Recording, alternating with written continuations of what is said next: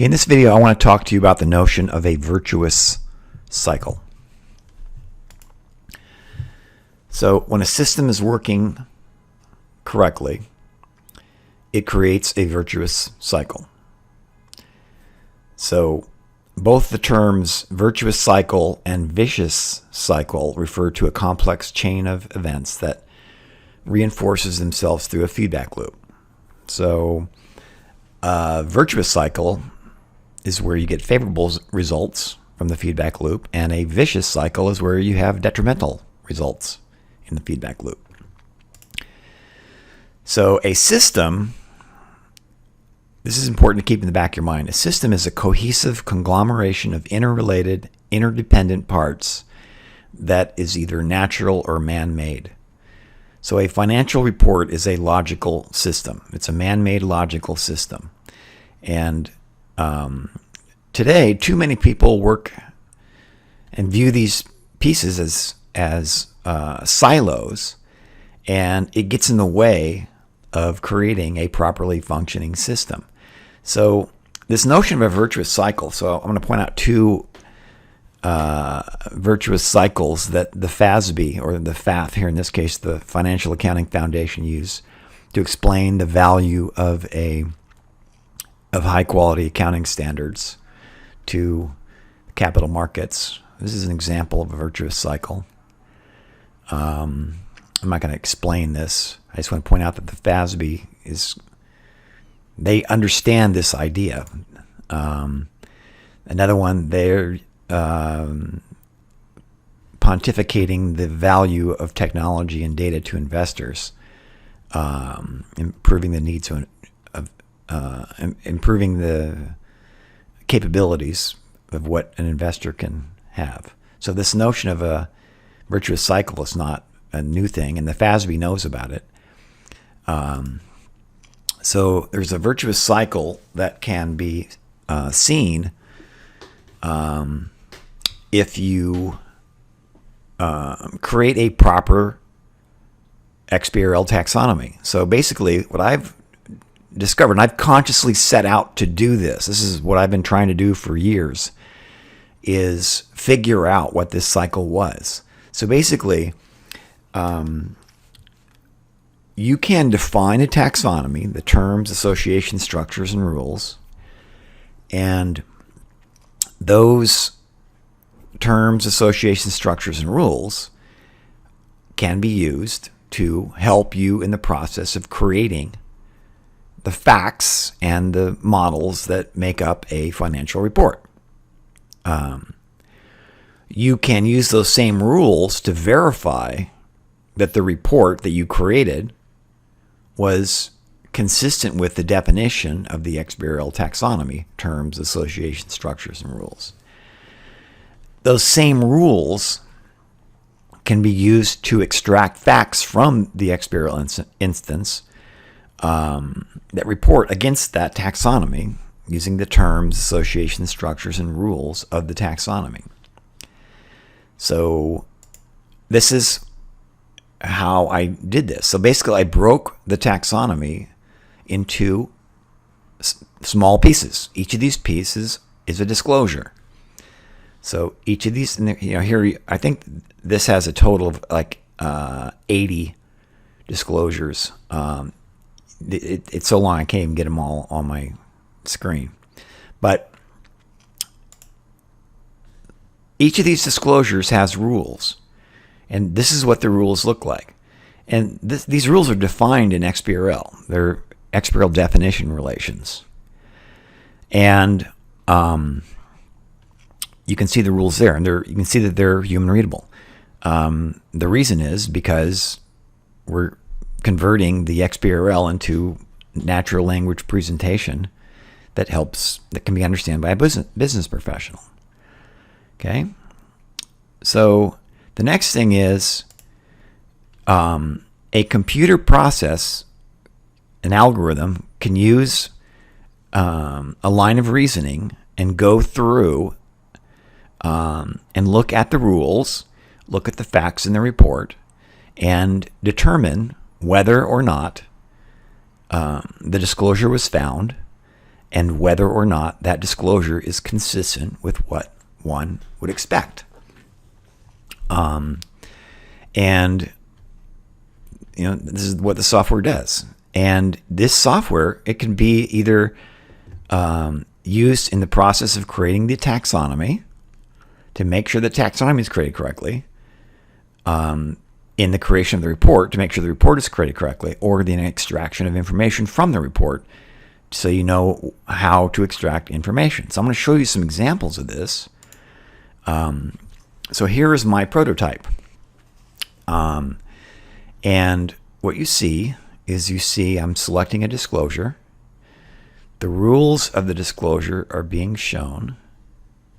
I'm selecting a report. I created 7 prototypes for testing purposes. And I click on each one, and I can see the level 1 note text block, the policy, the disclosure, level 3 disclosure, and the level 4 disclosure. And I can go and grab each one of those, and I can do that for every single disclosure. And I'm going to show you that right now. So here, I've got this reporting scheme. There's one disclosure. I click on a report, and I see that disclosure. So each of these, you can see it come up. And these are pretty similar because I am just creating this, for prototype. I don't have to, these are not actual filings, but it would work just like an actual filing would work. And I can do this same thing for every single disclosure.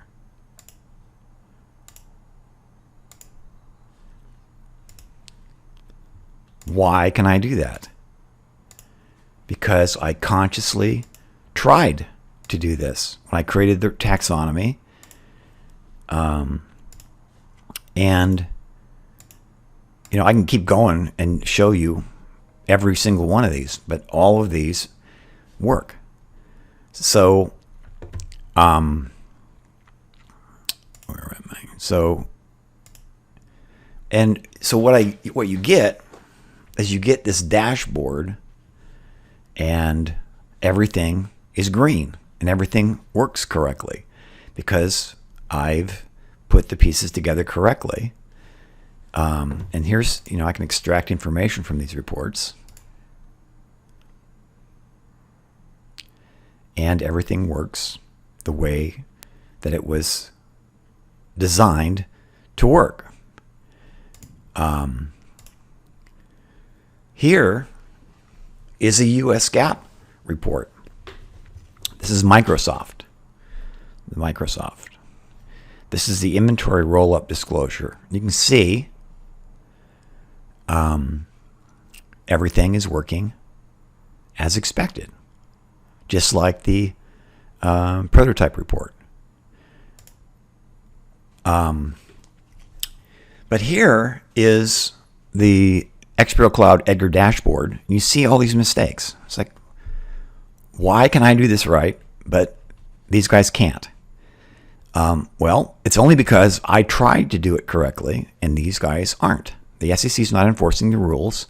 The FASB is not creating a proper taxonomy, and therefore companies can't create reports correctly because the rules are not being enforced and there's not a correct taxonomy. But you can do this correctly. It's not, you're not precluded from doing it correctly. So here you see Microsoft, again, a different disclosure, property, plant, and equipment. Here is the same disclosure for Amazon. And you see that I can find everything correctly as expected, all 4. Level 1, level 3, level 2, level 3, and level 4 disclosure. They all work. And I can do the same thing for all these disclosures. Here's Salesforce, same thing. So what's interesting is you notice that I know what level 4 disclosure goes with what level 3 text block, which goes with what policy, which goes with what note. So you notice that I can do that. You can't do that with just using the US GAAP taxonomy. The information's not there. So here, Facebook also does this all consistently and as expected. But here, the level 1 note for Apple can't find it. So why is that? Okay, well, there are specific reasons. What Apple did, because for some reason they put the property, plant, and equipment, non-current liabilities, and other income and expenses in one note or one thing. They used a